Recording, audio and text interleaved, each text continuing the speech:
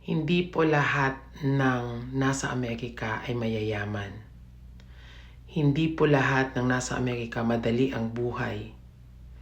Kayod kalabaw po dito sa Amerika. Anong ibig sabihin nun?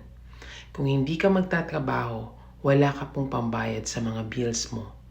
At pag sinabi kong bills, hindi po ito bills na 100 pesos, 500 pesos, 2,000, 5,000, 10,000. 100,000s po ito in pesos. Ang iba milyon, depende.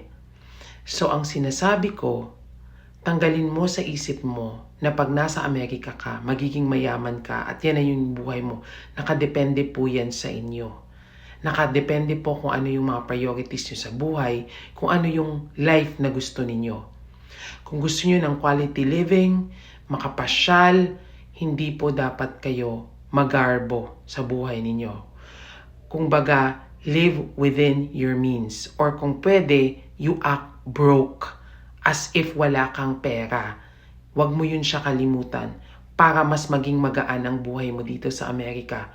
Kasi if you pretend that you are somebody here and you can just swipe and buy things whatever you want, mahihirapan ka pong habulin yung mga bills mo. Kaya siguro, pero ang tendency po, magtatrabaho na lang kayo ng magtatrabaho. So paano po yung quality living? Paano yung quality time nyo sa mga pamilya ninyo? Hindi nyo na magagawa yun. Kaya ako or kami ng asawa ko, sinusubukan namin sa araw-araw na mabuhay ng sakto lang. Minsan talagang tipid to the max. Hindi na dinideprive namin yung sarili namin, pero alam nang namin na mas gugustuhin namin na we have time for each other than more time sa work. So ikaw na pupunta pa lang dito sa Amerika, isipin mo yan. Live within your means or always try to act as if you're broke. Para may time ka sa sarili mo, may time ka sa pamilya mo, at higit sa lahat, mapapasyalan mo yung mga magagandang lugar dito sa Amerika.